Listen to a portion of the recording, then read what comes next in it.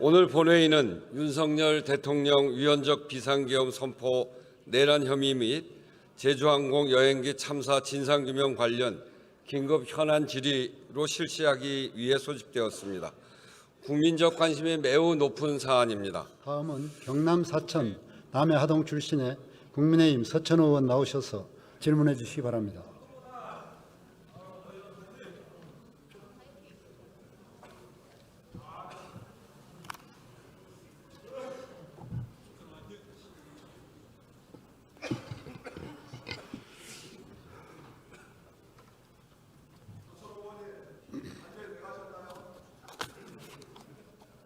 아주 사적으로 질문하세요.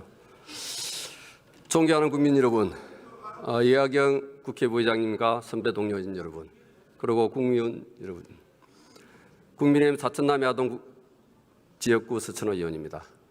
질의에 앞서 지난 12월 29일 발생한 제주항공 참사의 희생자분들의 명복을 빌고 유가족에 대해서 위로를 드립니다. 언제부터인가 많은 국민들이 우리 국회를 보면서 뒷골목 양아치가 떠오른다는 말씀을 하십니다. 인정하고 싶지 않지만 만약 반론을 제기할 수 없는 것이 지금의 국회 자화상입니다. 유난히 22대 국회에서는 국민들께서 눈살을 찌푸리는 용어가 많이 생산됐습니다. 방탄국회, 오해독재, 바른방해, 미치광이, 또라이, 살인자, 죽여버리겠다 등 입에 담을 수 없는 욕설과 막말 등을 나열하기조차 부끄럽습니다.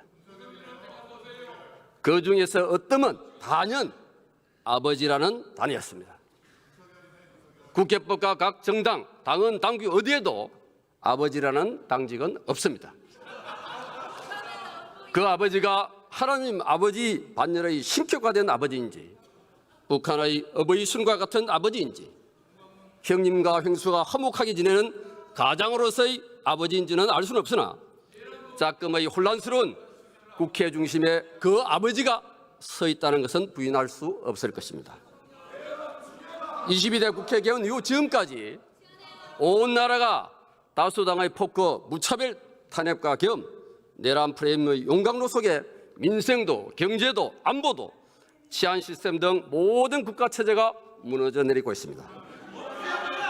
대통령이든 민주당의 그 아버지든 정상적이고 적법한 그리고 공정한 절차에 따라서 사법 절차가 진행됨으로써 무정부 상태 같은 국정위기를 극복하고 국민의 불안과 분열이 해소되기를 바라는 최의 소망임을 밝히면서 질의를 시작하겠습니다.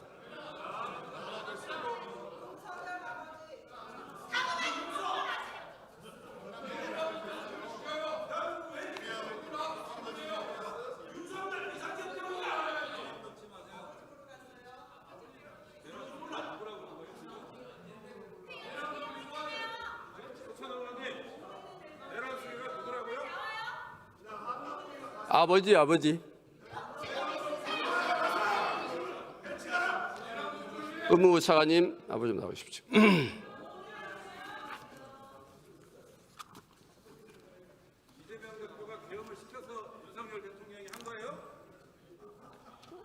법무부에 24년 7월에 더불어민주당 해산 청구서가 청원서가 접수된 사실이 있습니까?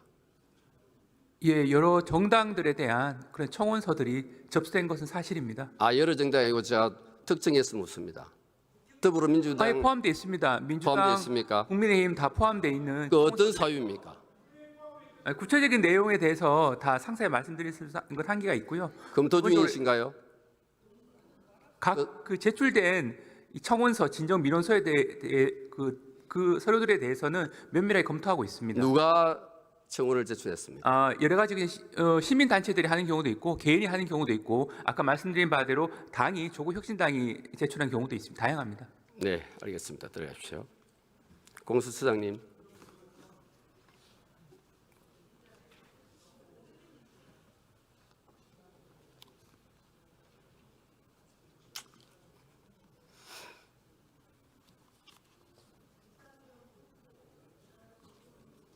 저 힘드시죠? 예, 힘드시죠? 뭐 잘 견디고 있습니다. 불안하지는 않으시죠? 예, 불안하지는 않으시죠? 저희 그 공수처 지금 체포영장 집행 업무에 최선을 다하고 있습니다. 수사에 시한이 있습니까? 저희들은 신속하게 수사하는 것도 저희들의 목표 중에 하나입니다. 앞서 여러 의원님들이 질의한 내용 중에 사실관계가 다른 부분 또 우리 처장님께서 말씀하신 내용 중에 추정하는 그런 내용이 답변하신 게 있었어요. 다시 한번 확인을 하고 넘어가겠습니다. 박주민 의원께서 여당 의원들이 영장 집행에 항의하는 것 자체가 공무집행 방해죄에 해당될 수 있다. 단정적으로 말씀하셨어요. 저는 그렇습니까? 방해 행위가 일어나면 그런 부분들이 문제가 될 수 있다는 취지로 말씀드렸습니다. 명확하게 그렇게 말씀드리는 바입니다. 공무집행 방해죄 136조 형법입니다. 144조 행위태양이 폭행 또는 협박인 거 잘 아시죠? 지금 특수공무집행 방해에 있어서 다중의 위력으로 그 지금 여러 가지 그 실력 행사하는 것 나중에 해령이라도 폭행 협박이 첨가되어 있습니다. 그죠? 그래서 여당 의원들이 영장 집행에 항의하는 부분과 폭행과 협박 부분은 상관관계가 없을 수가 있고 그 현장 상황을 판단해서 답변을 하셔야 되는데 단정적으로 답변하셨어요. 그래서 이 부분은 좀 신중을 기해달라는 말씀이고, 두 번째, 도주설에 대해서 언론을 보고 확인하셨다. 이렇게 제가 하셨는데 언론과 제가 우리- 말씀드리고 답변 드릴게요. 그렇게 말씀하시죠, 그죠? 그래서 사실관계 확인 없이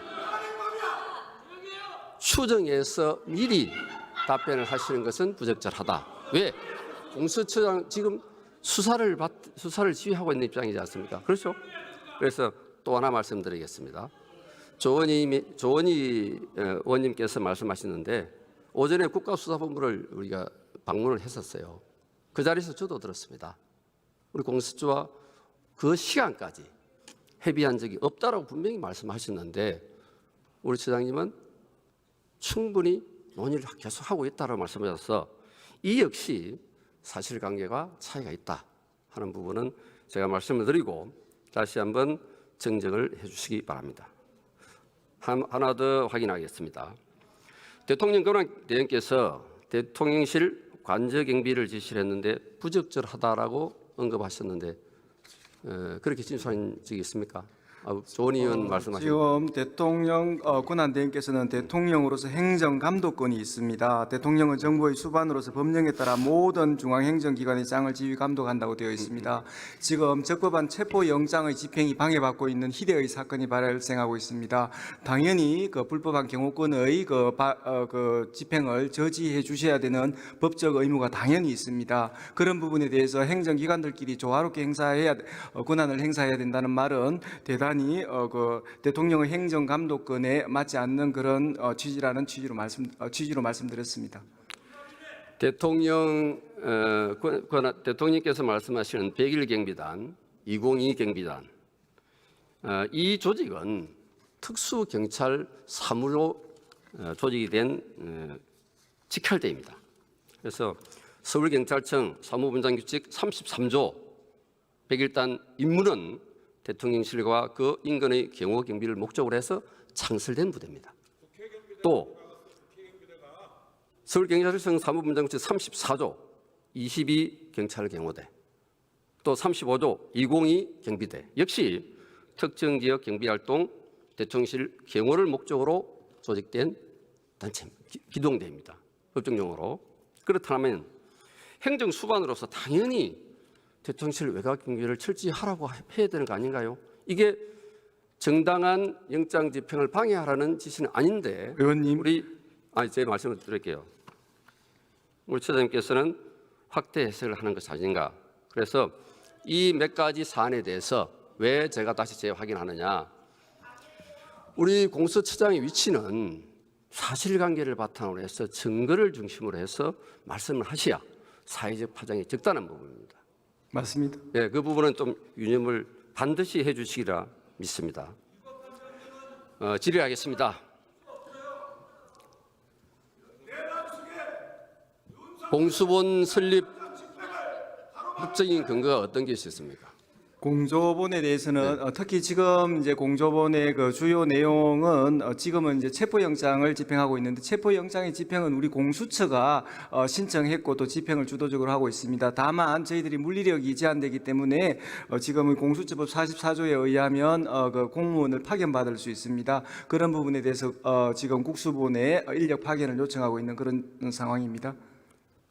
공수처법 17조 44조에 의해서 사법경찰관을 지금 파견을 받고 있죠. 네. 그 파견받은 경찰관의 법적 지위는 어떤 사안입니까?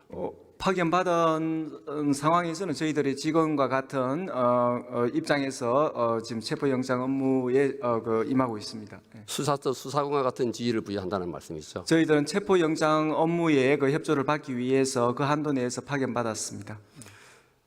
공수처법 제10조에 보면 수사처 수사관은 40명 이내로 제한한다라고 되어 있습니다. 그날은 57명을 파견을 받았어요. 체포영장 그렇다면 업무 집행입니다. 이 법에 위반되는 집행 당시의 처사입니다. 저는 그렇게 보지 않습니다. 아니 공수처법 10조에 보면 더 잘 아시잖아요. 수사처 수사관은 10명 이내로 한다. 그런데 경찰관 57명, 또 자체 수사관 몇 명입니까? 자체 수사관 지금 40명에 대해서 그러면 규정되어 있고 그 부분에 관한 내용입니다. 협조받을 수 있는 인원에 제한이 있는 건 아닙니다. 지금 말씀이 왔다 갔다 하잖아요. 그래서 사법 파견받은 사법경찰관의 지위를 묻는 겁니다. 지금 어떤 우리 지입니까? 공수처법에 의해서 수사관은 40명 한도 내에서 둔다라는 그런 취지에 불과합니다. 예. 그 답변을 그렇게 하시지 말고요. 파견받은 경찰관의 공수처법상 지위를 묻는 거예요. 사법경찰관의 지위냐 아니면 공수처법 수사처 수사관의 지위와 동등하게 부여되느냐. 수사처 우리 공수처의 수사관과는 구별되는 이 지금 체포영장의 그 업무를 돕는 그런 지위에서 활용하고 있습니다. 그러면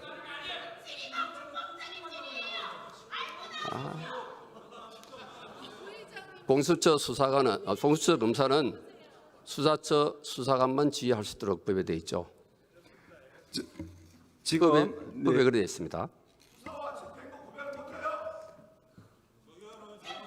맞죠?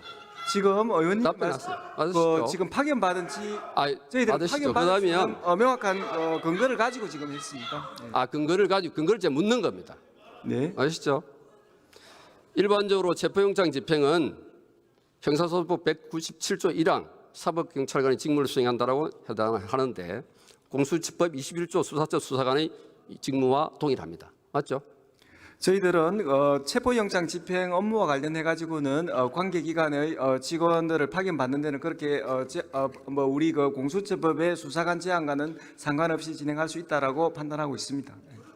공수처의 체포영장 집행 자체가 위법 소지가 다분하다는 것을 말씀을 드리는 거예요. 그러면 지금 들어가십시오. 경호처의 예. 그 많은 인력을 대항함에 있어서 저희들 그럼 40명으로 나가서 업무를 집행하라는 그런 논리신데 그런 것은 이 그런 법을 법의 개정이 우선이죠. 취지에 맞지 않다고 생각합니다. 예.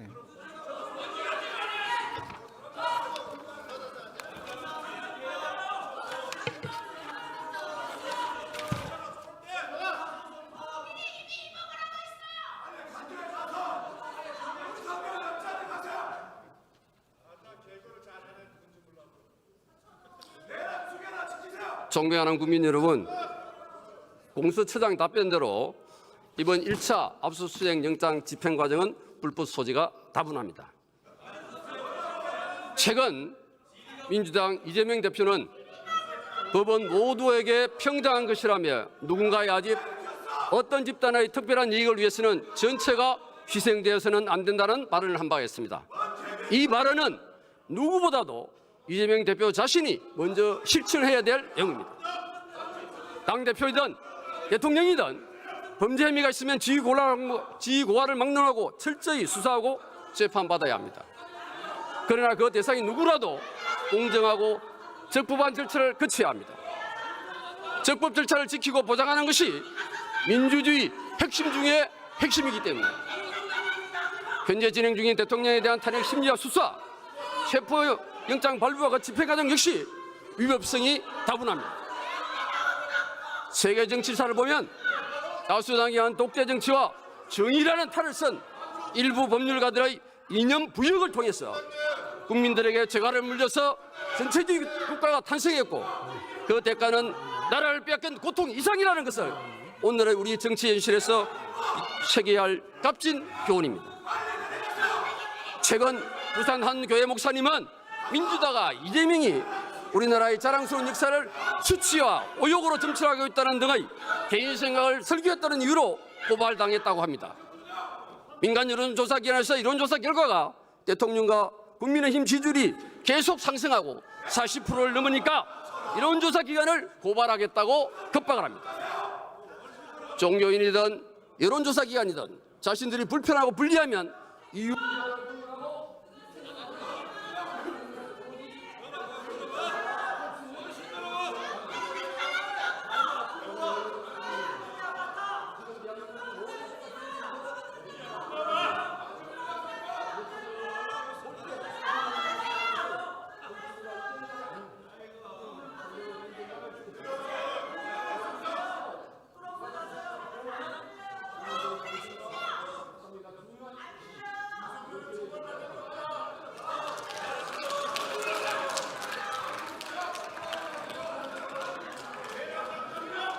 네, 서천원 의원 수고하셨습니다.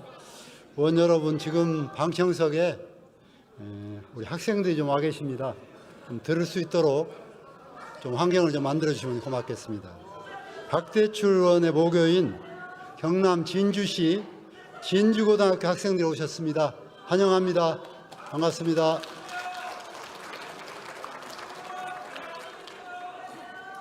다음은 경기 부천병 출신의 더불어민주당 이건태 의원 나오셔서 질문해 주시기 바랍니다.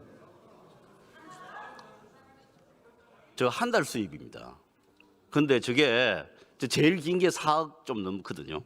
근데 저게 극우 보수 유튜브들의 아주 의원님 훌륭한 페이스북 글에 보면은 경찰 국수본의 영장 발부 시기 또 삭제되었지만 영장 집행 시기에 대해서 기재되어 있었습니다. 경찰 공무원 누구랑 이 내통했는지 밝혀야 되지 않겠습니까? 위원님께서 말씀하신 부분은 아직 구체적인 사실관계를 제가 아는 바가 없어서 답변드리기는 적절치 않습니다만 기본적으로 국가경찰과 자치경찰의 조직 운영에 관한 법률에 보면 5조에 보면 이 경찰은 이제 공정과 중립을 지켜야 한다고 돼 있고 14조 6항에 보게 되면 경찰청장은 국가소속 본부에 대해서는 원칙적으로 구체적 사건에는 지휘를 할 수가 없고 6항에 보게 되면 지휘를 하게 될 경우 7항에 보게 되면 지휘를 할 경우에는 경찰위원회에 보고하도록 되어 있습니다. 그만큼 경찰이 하고 있는 수사라고 하는 것은 준사법적 영역이라서 외부의 영향력이 최소화돼야 된다고 하는 것이 법의 정신입니다. 일단 제가 원론적인 얘기만 말씀드릴 수 있고 그 외에는 구체적인 사실관계를 아는 바가 없기 때문에 말씀드리기. 저 페이스북에 써 있으니까 수사하십시오. 경찰 공무원이 직무상 비밀을 누설했는지 우리가 고발했습니다. 수사하시겠습니까? 한번 내용을 한번 살펴봐야지 알 것 같습니다. 즉시 수사해 주실 것을 촉구합니다. 자, 경찰청 차장 나오십시오.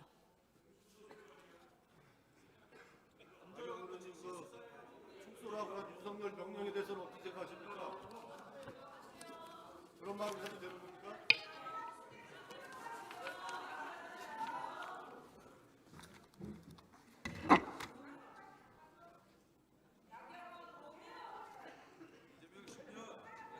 이상식 의원님 페이스북을 보셨습니까?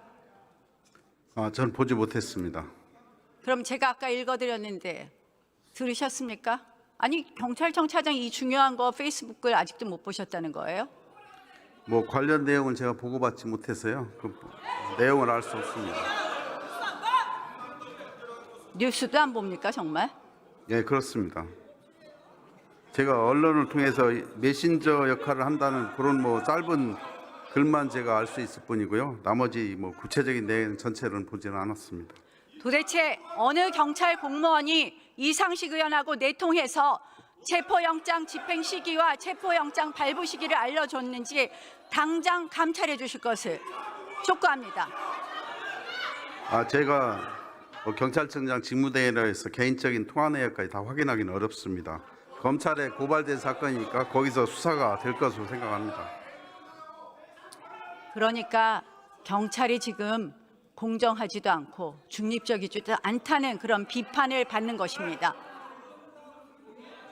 저희들은 법과 원칙에 따라서 적법 절차를 준수하고 있습니다. 저희가 고발했으니까 징계 절차도 같이 착수해 주실 것을 촉구합니다.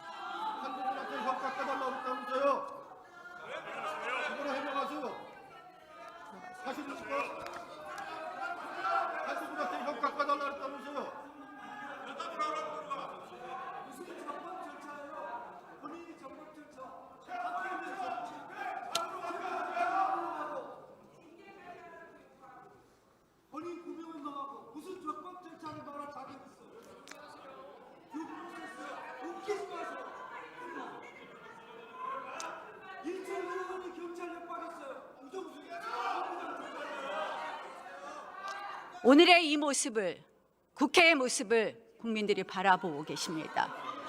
의회 민주주의가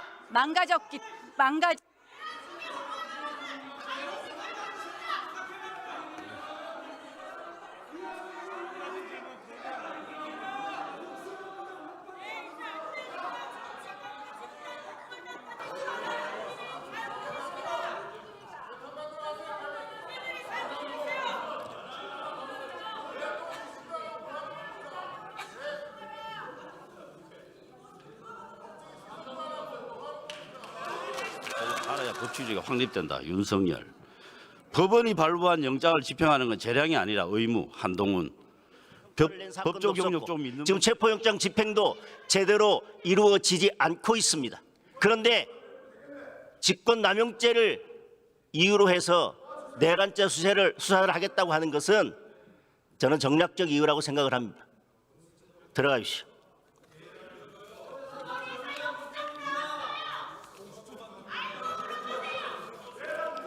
자, 법원행정처장님 앞으로 나와 주십시오.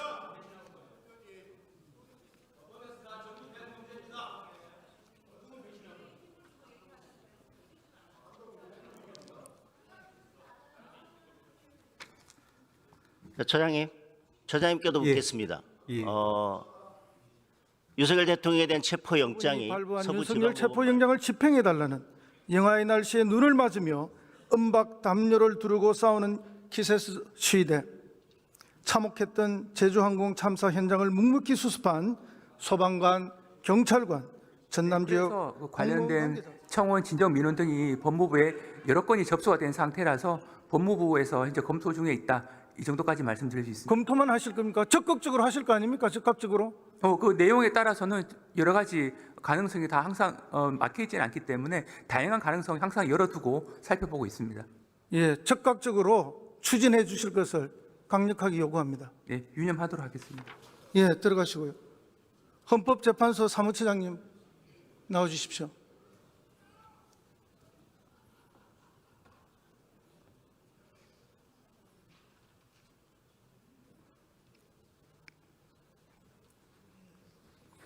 예, 처장님.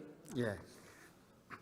방금 질문 드렸는데요. 제8조 사항은 정당의 목적이나 활동이 민주적 기본 질서에 위배될 때는 점집에서 이 정권이 무술 때문에 무속 정권이라는 비판을 받고 있는데 점집에 가서 온누리 상품권을 써라. 그렇게 소비 진작하자. 그렇게 지금 발표되어 있는 거 아닙니까? 그리고 변호사 사무실에 가서 써라. 회계사 사무실에 가서 써라. 변호사 사무실의 수임료가 부가세 포함해서 최소 330이나 550인데 온누리 상품권을 얼마나 많이 개인이 구입해야 그걸 거기서 쓸 수 있다는 겁니까? 정부의 정책이 탁상공론 아닙니까? 의원님, 아마 제가 알기로는 지난 연말에 마지막 예산 증액 협의하는 과정에서 여당에서도 아마 지역 화폐 관련해서 대안을 제시했던 걸로 알고 있습니다. 그 부분이 지난 연말에 충분히 반영이 안 된 부분은 정부도 아쉽게 생각하고 있습니다. 예, 정부가 경제 정책에 있어서 국민 중심으로 다시 한 번 더 생각해야 된다는 말씀을 드리고요. 차관님, 1.23 내란 사태 이후 한 달 사이에 극우 유튜버들이 벌어들인 돈입니다. 아까 다른 의원이 잠시 보여주시기도 했는데요. 어떤 때는 유튜브는 정당은 헌법재판소의 심판에 의해서 해산된다고 명시되고 있습니다. 예, 맞습니다. 예. 예,